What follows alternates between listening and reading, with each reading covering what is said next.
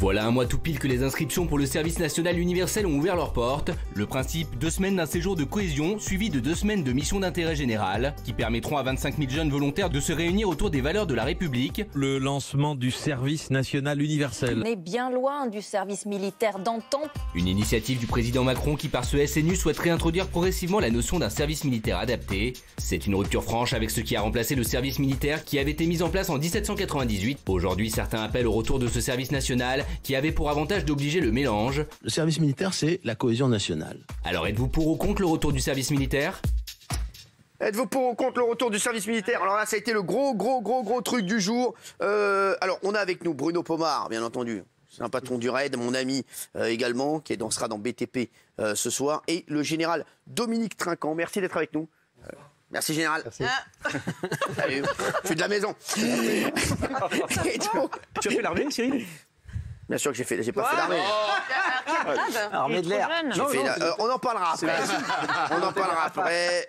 Je vous le dis, êtes-vous pour ou contre le retour du service militaire? Il y a des pour partout, il y a 2 contre. Gilles Verdez et Guillaume Janton, on voit les moins sportifs. Les chéris, il paraît que Nicolas, Nick Pernikov et Benjamin, vous êtes fait réformer, mais vous êtes pour le retour du service militaire. Exempté. C'est pas la même chose. J'étais réformé parce que pour des problèmes psychiques et moraux.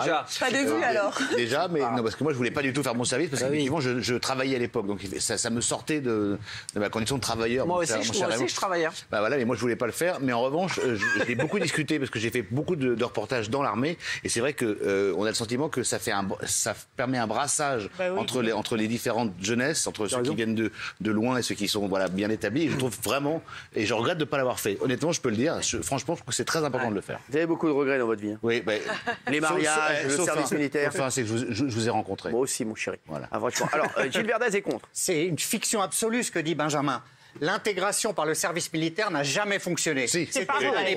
Gilles, mais non, c'est bêtise. C'est pas vrai. Laissez-le finir. Aujourd'hui, on veut récupérer, remettre une sorte de service civique qui est une sorte de scoutisme de kermesse. C'est ridicule. Non. Et l'armée et les tranches d'âge qui sont au service, c'était 700 000 jeunes. Aujourd'hui, l'armée n'a absolument pas besoin de 700 000 jeunes. Laissez les jeunes s'intégrer, bosser tranquillement. C'est dur pour eux. N'allez pas les ennuyer avec ça. Et comment? Alors, Bruno Pomar, vous êtes pour, vous? Bah oui, Gilles Verdez dit des bêtises.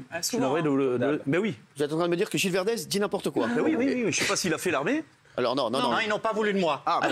Donc il a une rancœur vis-à-vis de... Mais c'est une bonne école, quoi qu'on dise. Effectivement, il y en a qui se sont mis à fumer, à boire. Bon, mais c'est un détail. Mais ce que disait Benjamin très justement, c'est que le brassage était important, que l'armée, les 1 an d'armée que faisaient les jeunes avant, que j'ai fait moi, ça cadrait. Moi, j'étais un peu branleur quand j'étais jeune. Ça m'a fait du bien de faire 1 an d'armée. Voilà. Donc c'est quelque chose d'important et je pense qu'il faudrait le remettre en place puisqu'une majorité ici le veulent, mais avec une nouvelle forme. C'est pas eux qui décident. Ouais. On parlera de la défense. Je pense qu'on parle de ce général, mais très sincèrement. Alors on va voir la vie. J'y crois totalement. Dans un instant, je voudrais voir la vie de la table. Bernard Montiel. Oui, alors moi j'ai fait l'armée. Dans l'armée de l'air. J'étais à la base aérienne de Mont-de-Marsan. C'était assez formidable. J'ai fait beaucoup de prisons. Il y avait un point soleil là-bas? J'ai fait beaucoup de tôles. Tiens, regarde la photo. Beau gosse. Un cabriolet. J'avais déjà un peu d'argent.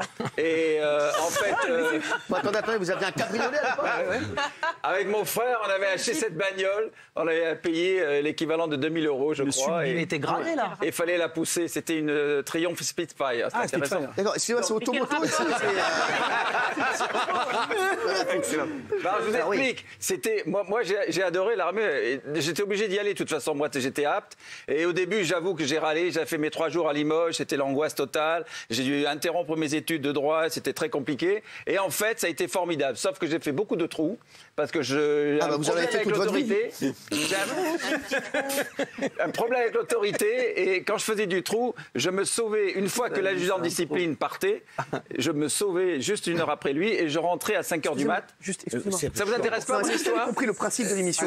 Oui. Parce que votre vie, on n'en a rien à carrer.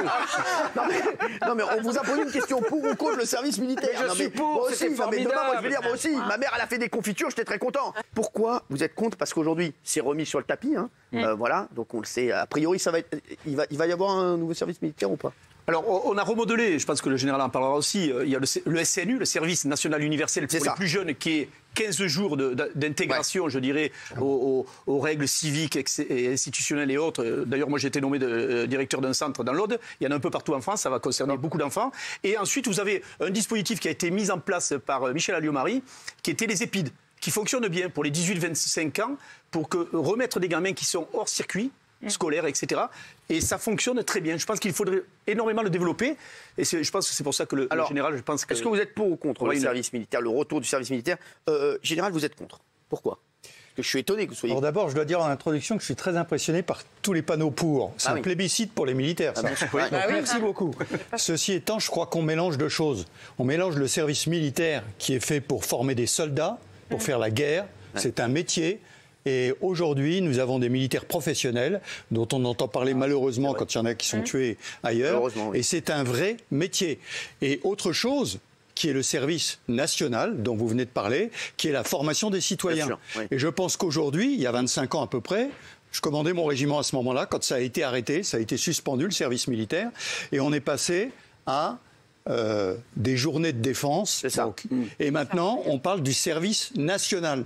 Et autant je suis pour le service national, pour la formation des citoyens, pour le... J'ai toujours, quand le 9-3 rencontre le 16e, on n'a pas perdu son temps. Vous voyez et donc, je suis tout à fait pour ça. En revanche, militaire, non. Parce que militaire, on forme des soldats. Le soldat, il porte des armes, il fait la guerre. Et avant la chute du mur de Berlin, on avait le pacte de Varsovie qui était à une étape du Tour de France de la France. Donc tous les citoyens étaient en armes pour le défendre. Aujourd'hui, on a des militaires professionnels avec des armements très sophistiqués qui coûtent très cher. Et donc, je pense que c'est pas le rôle de tous les citoyens. C'est quelque chose. Quand j'ai commencé dès que des appelés, moi, et quand je terminais le service militaire de mes appelés, je disais à mes soldats que j'avais beaucoup de peine de voir partir parce qu'on avait passé 10 mois ensemble. Hein, et je leur disais, vous voyez, pendant 10 mois, j'ai cherché à faire en sorte que vous ne soyez pas de la chair à canon. Et je suis très triste que vous partiez parce que je vais recommencer à zéro. Alors, en tout cas, vos histoires et vos histoires personnelles sont bien plus intéressantes que celles de Bernard Rouquet. Je vais vous le dire. Non, mais c'est vrai. Merci, Général. Non, mais il a raison, le Général. Moi, j'étais secrétaire des aumôniers. C'était extrêmement important, le secrétaire des aumôniers. Voilà, vous êtes secrétaire des aumôniers. J'étais secrétaire des aumôniers. C'est pour ça que c'est une autre armée. Il parle du service national qui est très différent. Cela dit, ça m'a appris beaucoup de choses. Alors, je ne regrette pas. Merci. Non, mais on continue donc sur vous. Alors, oui, vraiment. Moi, en fait, j'ai fait le service national.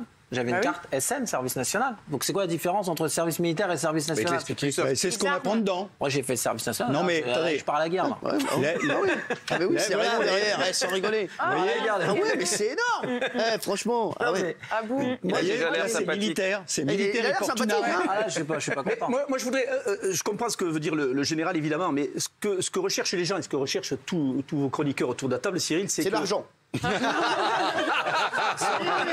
facile. C'est l'argent. Je vous le dis, c'est l'argent. Je vous le dis, je les connais, c'est l'argent. Ils se plaignent d'être. Alors, faut pas aller dans l'armée. C'est l'argent. Ils recherchent l'argent. Ils recherchent l'argent. Ils s'en foutent bien des gens. Ils s'en foutent bien des gens. Ils vont se mettre bien les fouilles. Et surtout me casser les. Merci. Je comprends ce que veut dire le général, mais je pense que tout ce que l'on recherche, nous tous, autour de la table, c'est cette rigueur, ce cadre qui a instauré l'armée. C'est ça, voilà. C'est pour ça qu'on fait ce raccourci, je dirais, quelque part. Bien sûr. Et vous avez raison. Maintenant, on a une armée professionnelle, ce qu'a voulu Chirac, effectivement, mais je pense qu'on aura besoin, à un moment donné, d'un cadrage de nos populations de jeunes beaucoup plus clair. Et je pense au pire, les fameux nets, ce qu'on appelle les nets, c'est les gamins qui sont hors circuit scolaire, qui sont hors radar, etc. Ces gamins, il va falloir les prendre en charge. Et les seules personnes, parce que j'en utilise moi l'été sur mes camps, ce sont des anciens légionnaires, des anciens policiers. Mais vous reconnaîtrez qu'il est dommage de penser qu'il n'y a que les militaires qui puissent donner un cadre. Je rappelle que le service national, il est fait dans l'éducation. Juste le ministère de l'éducation. Ça ne revient pas à ce qu'on disait ici sur le plateau il y a quelque temps. J'ai l'impression que tous là, vous dites pour parce que vous avez l'impression encore que c'est quelque chose qui va remplacer l'éducation, qui va remplacer l'école ou qui va remplacer l'enseignement. C'est ce que je ressens encore là. C'est en fait, vous essayez encore de trouver un autre truc pour se dire, tiens, on va essayer d'encadrer les jeunes et de leur faire faire un truc pour qu'ils marchent droit. C'est ce que je ressens. On n'a pas l'impression que vous voulez qu'ils fassent le service militaire pour qu'ils fassent le service militaire. Guillaume Janton, vous êtes contre, par exemple. Moi, je suis choqué. J'ai l'impression que alors déjà, il ne faudra pas y aller dans cette tenue. Là, ça passera pas, là. Ouais, je vais faire le service. C'est où qu'on danse? Colonel, je veux danser. Oui, alors oui, pour moi, le service militaire, c'est quelque chose d'un autre temps. Ça fait 20 ans que ça a été suspendu. Et pour moi, c'est quelque chose d'archaïque et de limite sexiste pour les hommes. Je m'explique. Mais c'est vrai. Laissez-le parler. Laissez parler Claude François. Tous les hommes, tous les mecs n'ont pas forcément envie de faire un service militaire. Ça renvoie à des valeurs qui sont pas forcément celles de tous les hommes. C'est tout. Il y a des hommes qui sont pas très à l'aise d'aller faire un service militaire. Et c'est pour ça que ça a été suspendu aussi. Alors, Tiffany. Moi, ça ne permet pas en tout cas de les cadrer, mais les jeunes de s'intégrer. Parce que je pense que l'armée, Bruno, arrêtez-moi si je me trompe, c'est pas non plus que le combat. Il y a du logistique. C'est-à-dire qu'on parle certainement de sa forme des cuisiniers, des conducteurs, des professeurs de sport, des juristes. Le problème, il n'est pas là. Moi, je vais vous dire, le vrai débat. Donc on les intègre dans la société. C'est ce que vous avez dit. C'est essayer de faire un brassage de population pour essayer. En fait, vous vous servez du service militaire pour que les jeunes s'intègrent entre eux, pour que les jeunes apprennent la vie et pour que ça fasse le travail des parents. Je suis désolé, c'est comme ça que je le ressens. Géraldine Maillet. Moi, je pense exactement le contraire de toi, Guillaume, parce que je pense qu'on a reçu cette semaine le maire de Trappes.